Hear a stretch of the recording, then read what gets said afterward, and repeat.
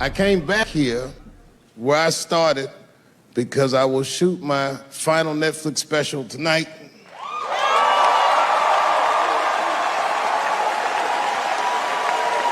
That's right. And after this shit, it's time to make America wait again. I've done too well. You know, if you black in show business and do too well, it's scary, nigga. Like, you gotta get the fuck out of the casino while the getting's good, while you're still winning. If you don't walk away from the table, that's how niggas get Kevin Harted. You already know. That's my man. I'm just saying, if he got a sex tape out, well, it's just a matter of time for me.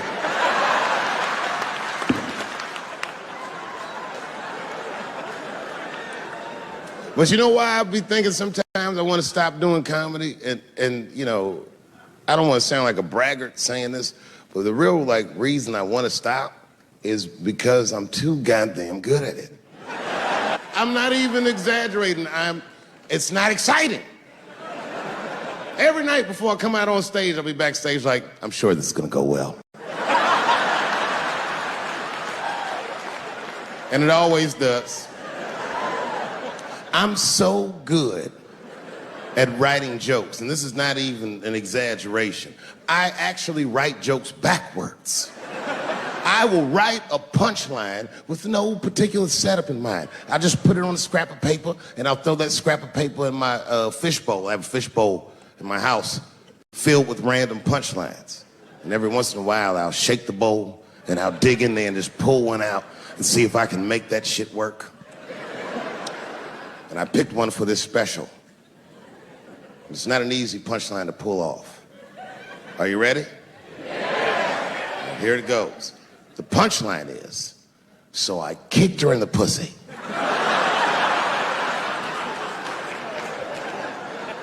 I haven't finished the joke yet.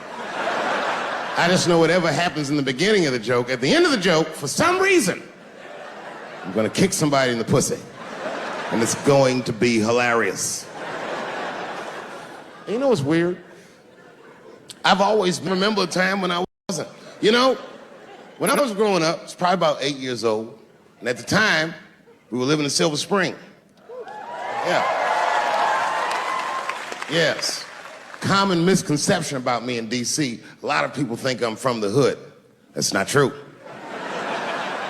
But I never bothered to correct anybody because I wanted the streets to embrace me. As a matter of fact, I kept it up as a ruse. Like sometimes I'll hang out with rappers like Nas and them, and these motherfuckers will start talking about the projects. Yo, it was wild in the PJs, yo. And I'll be like, word, nigga, word. But I don't know. I have no idea. My parents did just well enough so that I could grow up poor around white people.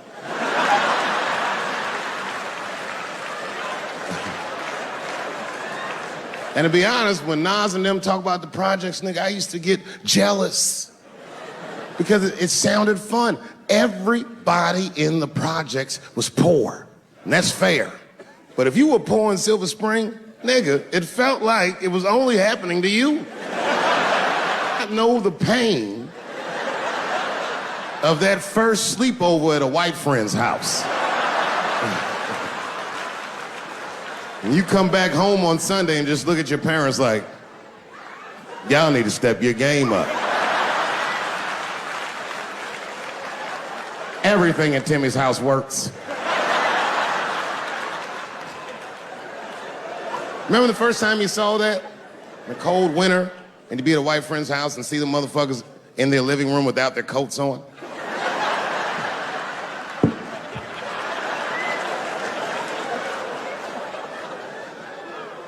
Timmy was one of my first white friends, like, in my life, man. He was a good dude, too. He moved to Silver Spring from Utah, of all places. I guess his family was affiliated with that Mormon church they got down there, and me and him used to hang out. And one day I was at his house, we were just hanging out, and Timmy says, Dave, why don't you stay for dinner tonight? I said, oh man, I'd love to, but I can't. If I'm not home before dark, my mother will kill me. That was a lie. My mother had several jobs. I hadn't seen her in like 3 or 4 days. At that point in my life, it was my experience that white dinner wasn't delicious.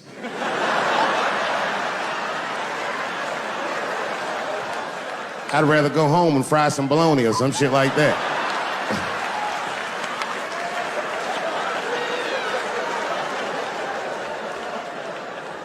But then old Timmy threw me a curveball I wasn't expecting. He said, it's too bad you can't stay, Dave, because Mom made stovetop stuffing. I said, what the fuck, stovetop? Well, hold on, nigga, let me make some phone calls real quick.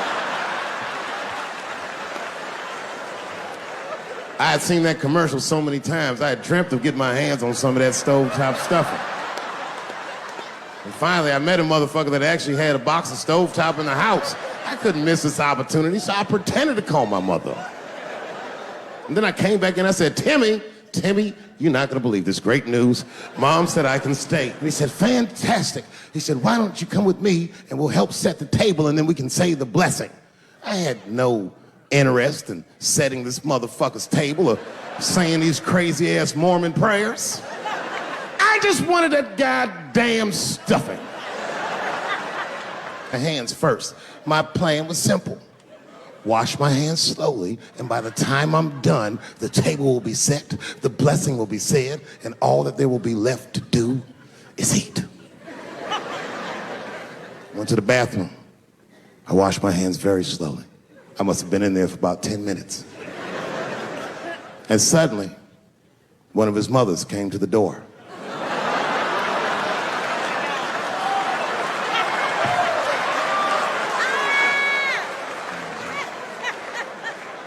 She was like, hi, David, right? I said, yes, ma'am. She said, Timmy tells me that you're planning on staying for dinner. I said, I hope that's not a problem, ma'am. She says, no, it's no problem. In fact, we'd love to have you. It's just that we weren't expecting company. And I'm afraid there's not enough stovetop stuffing for everybody. So I kicked her in the pussy. Bam! Ladies and gentlemen, I told you I'm dope, nigga. I told you what I was gonna say and you still didn't see it coming. And that's why I make the big bucks.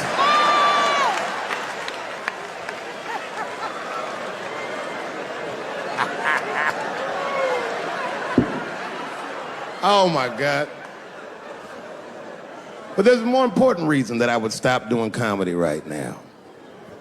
And this reason is the real reason that's been percolating, and it really is the crowd, not you. I'm talking about the crowd on the big stage. It's too hard to entertain a country whose ears are so brittle. Motherfuckers are so sensitive, the whole country is turned into bitch-ass niggas.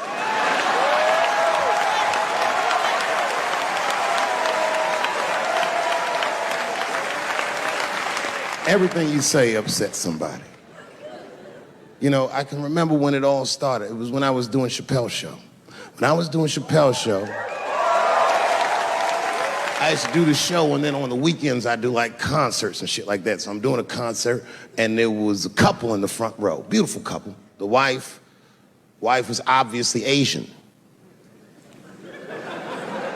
You could see it in her face.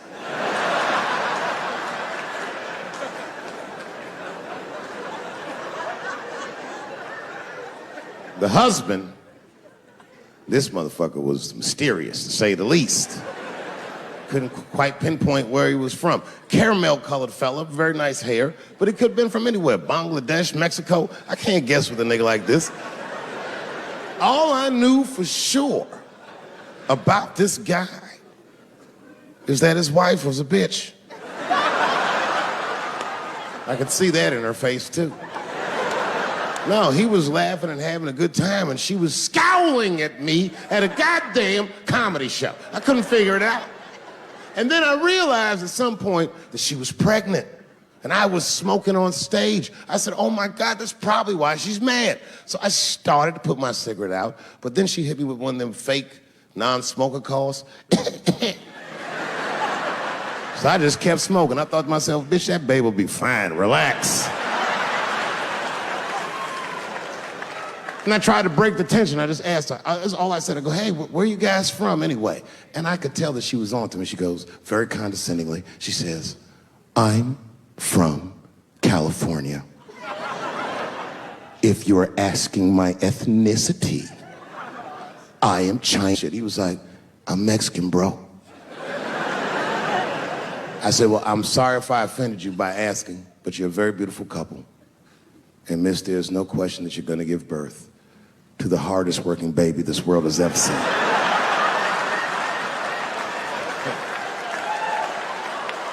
That's not a bad joke.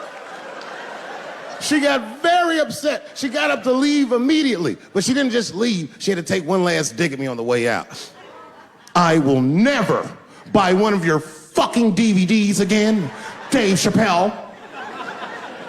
I said, ma'am, with all due respect, Chinese people don't buy DVDs.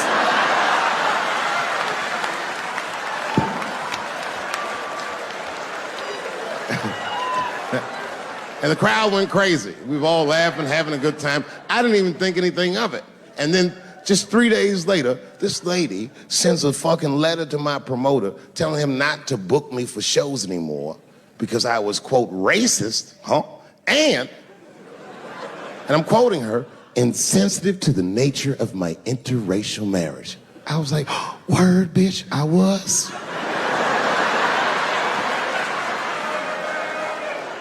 If she would know that I myself am in an interracial marriage. That's right.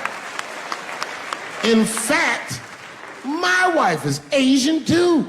Surprise, bitch, I'll see you on Thanksgiving.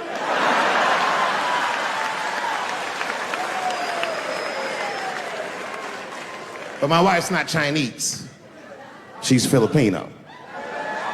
That's right. And our kids are Puerto Rican somehow, so there you go. But I don't give a fuck about interracial marriage. In fact, you know what? My mother is half white. A lot of people don't know that. Well, all right, you were a little too excited, but okay. A lot of people don't believe me when I say that, but it's true. You can't tell looking at me, but if I grew my hair out, you would think you was at a fucking Cat Williams concert. My shit is beautiful.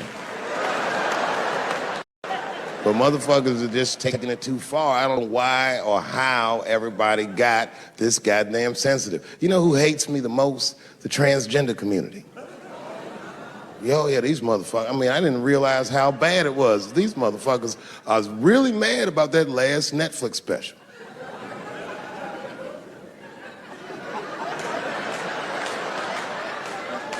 It's tough, man. I don't know what to do about it because I like them. I always have. Never had a problem with them. You know, just fucking around. As a matter of fact, I think I make fun of everybody, and I mean, as a group of people, they have to admit, it's kind of fucking hilarious, man. I'm sorry, bro. It's like, I've never seen somebody in such a hilarious predicament not have a sense of humor about it. They're born feeling like there's something other than they're born as, and that's kind of funny, you know? I mean, it's funny if it's not happening to you. It's like that white black bitch that's in the news all the time. Rachel Dolezal. She's a white woman, but then she dressed up like a nigga and shot her way up to the very top of blackness. And I always wanted to meet her just so I could understand. I just wanted to like have dinner with her so I could just look in her eyes and call her a nigger to her face. The fuck is that bitch talking about? I identify black. That is trans talk, lady. Stop biting. Stop biting. There's a big difference between her and a trans. The difference between her and a trans is I believe transgenders. I don't understand them either, but I know they mean what they say. Them niggas cut their dicks off. That's all the proof I need. I've never seen somebody just throw their dick away. Don't need it.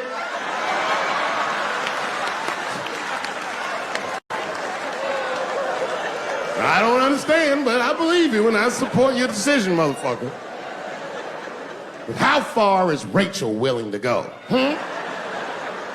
What is Rachel willing to do so that we blacks can believe that she believes she's actually one of us? Bitch, are you willing to put a lien on your house? Invest in a mixtape that probably won't work out?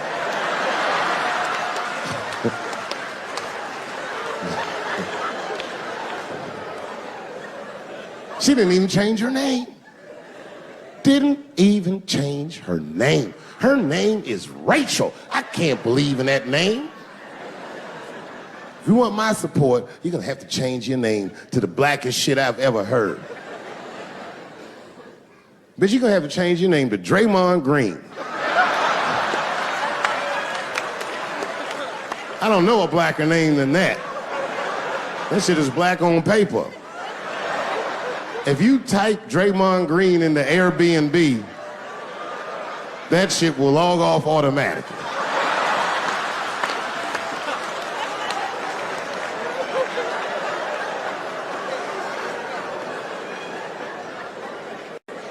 Yeah, people get mad, bro. People get mad about everything I say.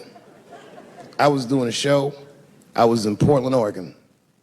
And I was checked in a hotel under the name Charles Edward Cheese.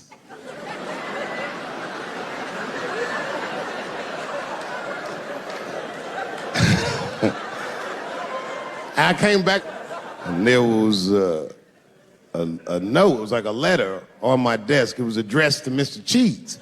So obviously I'm gonna assume that whoever wrote this letter must be an intimate friend of mine. This is not some kind of name that a person would just guess. But then I open the letter and it turns out I don't know this person at all. It's a fan letter. You know, I'm not even used to the idea that I have fans, but I'm grateful for it. And even though I'm grateful for fans, I don't read those letters. It'd be nice if I did, but realistically, it's like, what am I, Santa Claus, nigga? I don't have time for this. Like, got shit I want to do. I'm trying to chill. Read all these dreams and wishes from strangers, but I read it. I'd already opened it. So I just read the whole letter. And you know what, man? Whoever wrote this letter truly loves me. I mean, they were really fucking nice in the letter. And then they described to me what it was like to come to the show, how excited they were, how much fun they were having. And then they said that when I got to my jokes about transgenders, that they were, quote, devastated. Because it turns out that whoever wrote the letter was transgender. Now, I'm gonna be real for a second. You gotta understand, I never feel bad about anything I say up here.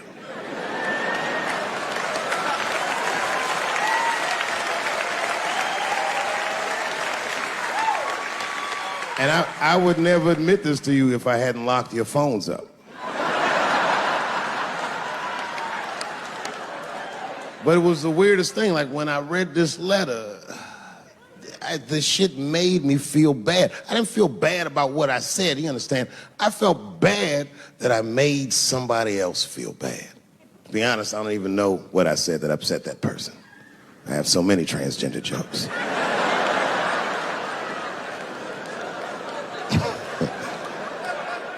But I feel like it was probably this joke I'm about to tell you right now. And it's not even that bad of a joke. It's a true joke. I mean, it's not true, but I had read in the paper that Caitlyn Jenner was contemplating posing nude in an upcoming issue of Sports Illustrated. And I know it's not politically correct to say these things, so I just figured, fuck it, I'll say it for everybody else. Yuck.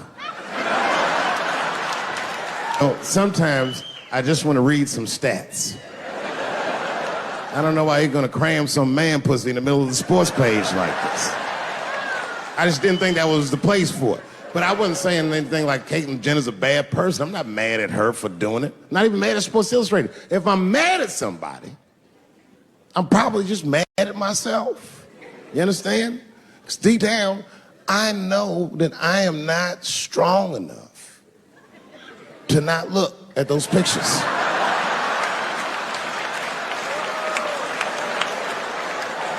And I don't think I'm ready to see what she's trying to show me.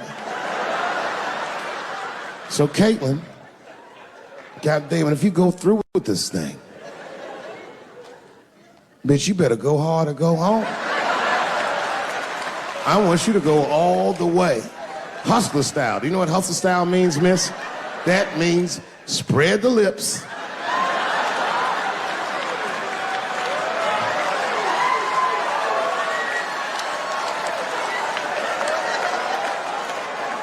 I hope she spreads her lips and there's an itty bitty dick inside. Ah! The show is behind the curtains.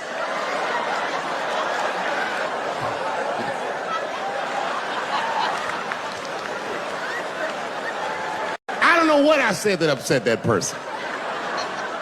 But I'm gonna tell you something. When I read that letter, and the moments after I read it, I did something that many black men in America do not have the time or the money to do.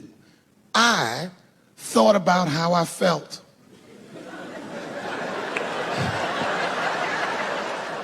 I asked myself a very basic question that I don't think I ever directly contemplated. I said, man, Dave, if you're writing all these jokes, do you have a problem with transgender people? And the answer is absolutely not. The fuck do you guys think I am? I don't understand all the choices that people make. But I do understand that life is hard and that those types of choices do not disqualify you from a life with dignity and happiness and safety in it.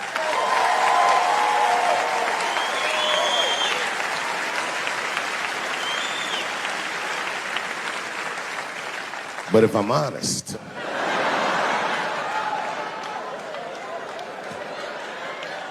my problem has never been with transgender people.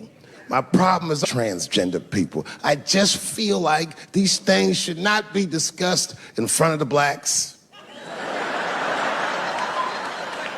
It's fucking insulting, all this talk about how these people feel inside. Since when has America given a fuck how any of us feel inside?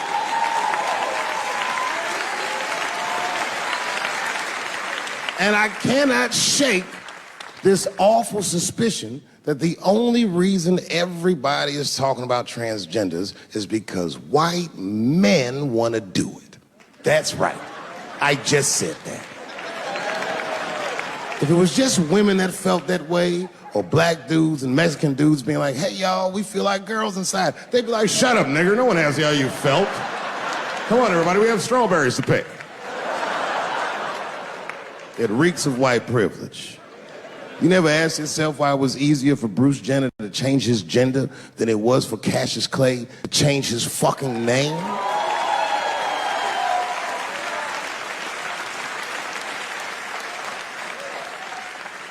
And if I were to be brutally honest, the only reason I ever been mad at the transgender community is because I was at these niggas for 6 songs straight. I had no idea. And then the lights came up and I saw them knuckles. I said, oh no! And everybody was laughing at me. Hi, world star. I said, why didn't you say anything? And then I heard that sultry voice. I didn't say anything, Dave Chappelle, because I was having a wonderful time. And I wasn't sure how you'd feel about it. I said, you knew how I'd feel. And she said, I'm going home. I don't want any trouble from you. I said, home? It's only 2 songs left. I mean, we might as well finish tonight. And we ended up having breakfast together. Oh, grow up. That doesn't make me gay. I just titty fucked her. His titties are as real as any titties in L.A. It's 2 o'clock in the morning. I was just borrowing a little friction from a stranger. Whoops.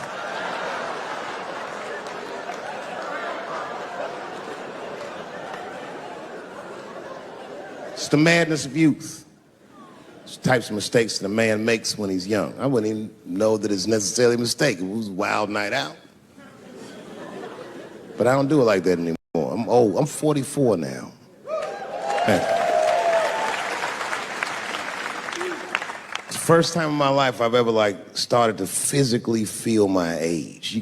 It's tough, man. You know how I know I'm getting old? This is embarrassing, but I was in my hotel room. I'm not gonna lie, I was jerking off, and I was really sweating it out. And this is when I knew I was old. I just gave up in the middle, nothing even happened.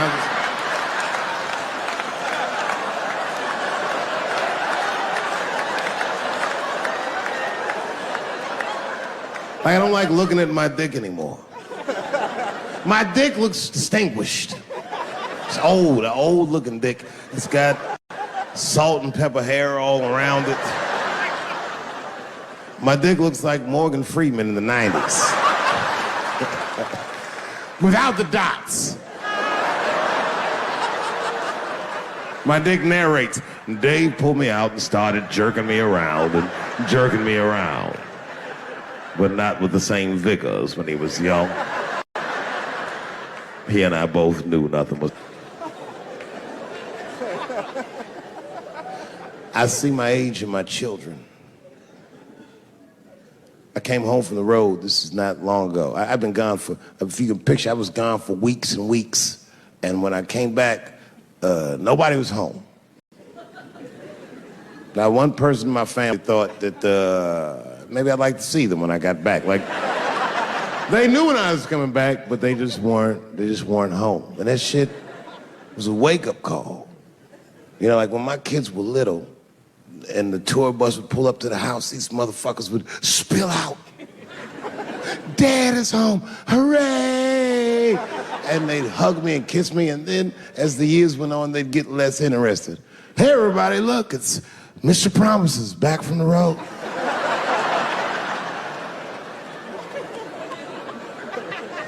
But empty house, that's some cold shit. And I went into my oldest son's room. I was like, hello, hello. He was gone. And I'd never done this to him before, but for some reason I just did it. I just looked through his shit. Just to see who this motherfucker was becoming. And I found these notebooks and I started going through them. Written as his handwriting. I didn't even know this nigga wrote poems. And then I looked through his drawers and I opened up his middle drawer. And I found this rolling paper. And I looked down at them papers oh, that's where that poetry's coming from.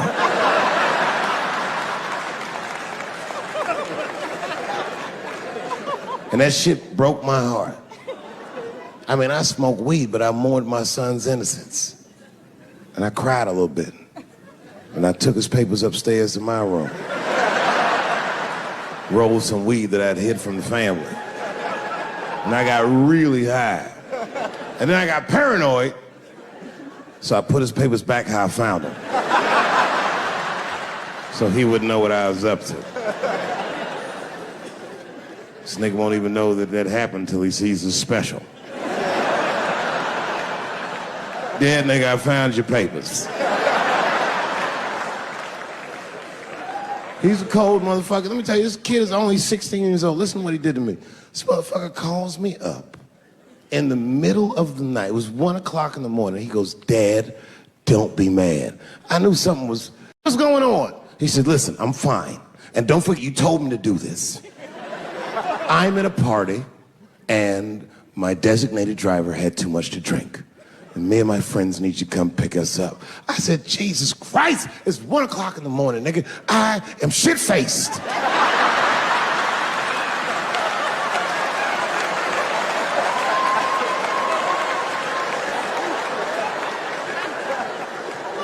But I figured, fuck it, it's better me than some kid. I might as well roll the dice and go pick my nigga up. I said, all right, I'm coming to get you. Just give me the address and I'll be right there. And then he gave me the address and I was shocked. I said, son, you are not gonna believe this, but I'm at the same party, nigga.